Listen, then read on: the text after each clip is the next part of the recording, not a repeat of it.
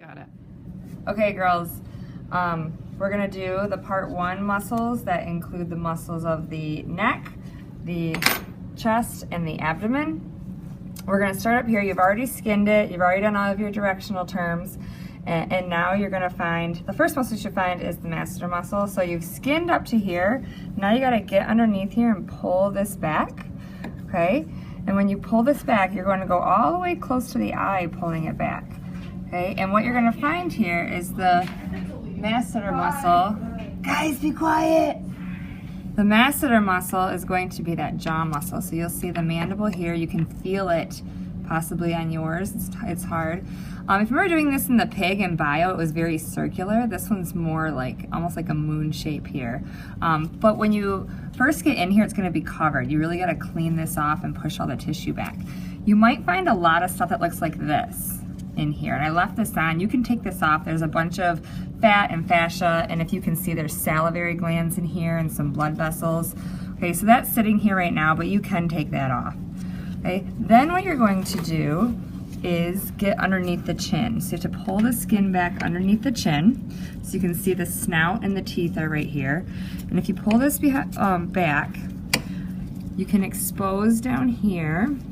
You have the 2 digastric muscles, and then you have the mylohyoid that's under here. The hyoid sits right here, so these are the ones that are above, or the suprahyoid muscles. So digastric, and mylohyoid. Then you have to do the infrahyoid muscles. Okay, and these ones are a little more tricky. So if you remember, we had the muscle that went from the sternum to the hyoid, or the sternohyoid. Okay, that's this one right here. There's actually 2 muscles here. If you look, part of my muscle on this side has been damaged, and you might have some damage depending on where they cut in the neck region to drain the animal its blood.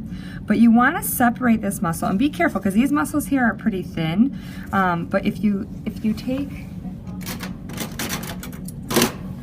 take your scalpel and like lift and cut and be very gentle, you can get this to where it's separated from origin to insertion. So you can see from sternum to hyoid.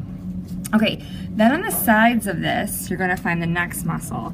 This is gonna be the sternothyroid. You can see right here on the larynx, this is the thyroid cartilage on the larynx. And you have a little muscle on the side here that goes from the sternum to the thyroid. This is the sternothyroid. You can see how it still starts in the same spot down here at the sternum, but it ends right by this thyroid cartilage right here. Shh. Okay, and then the other one, a little extra credit muscle that I've got for you, is right here, the thyroid cartilage up to the hyoid, the thyrohyoid. If you can find this one and keep it intact, you can get a little bonus point.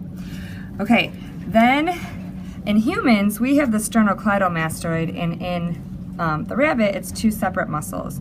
Okay, so you have the sternomastoid, again starting at the sternum and going to the mastoid process up here in the skull, and then behind that you'll find the cleidomastoid. You can see this is going down to the clavicle and coming up to the mastoid process here. Those are all the neck muscles. Then you have the pectoralis muscles, and this is going to be a little bit different than what's on your cat sheet that you saw, so that's going to be changed. The first one here, you can see on this side how it's still connected. It's not dissected, and over here it is. Okay, this is the pecto antebrachialis. You can really see the lines here. Be careful when you're dissecting that you're not cutting through or cutting too deep into the pectoralis major.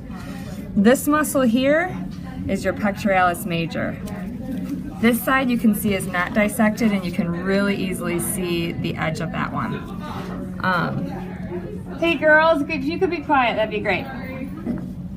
Okay, then if you lift this up and you pull back, this is the latissimus dorsi. We're going to do that later. But if you pull this back, you can see the 2 other muscles we're going to do. Right here, you can see the scapula. Hooked onto the scapula, this is the serratus anterior. Although it's not called the serratus anterior because of the different anatomical position, this is called the serratus ventralis because it's the ventral side of the rabbit. And then if you lift up the pectoralis major, you're going to find down here the pectoralis minor. Okay, that's kind of underneath the major just like it was in the humans. Okay, last thing You've got the abdominal wall. Can you pause it for a second? Yeah, it's okay. good. Ready? Okay, the last thing is going to be the abdominal muscles. And when you first look at it, all you can see right here are going to be the external obliques. So I didn't dissect this side. You have the linea alba right here, and you have this white piece, okay? You want to get your scalpel right along where this white meets the muscle and just get a little bit. You're going to get a little bit underneath there and lift it up, okay? And you're going to carefully pull back and pull this back. Then after you lift, you just cut right here. You can see this line. This is going to be the rectus abdominis, and you want to get underneath here and lift it up. Be careful, it's really thin in here. And then once you lift these back, you can see the other two abdominal muscles. This is the internal oblique. You can try to start pulling this back. Try to lift a little bit of it. I didn't go all the way back, but you can see how the fibers are running in opposite direction.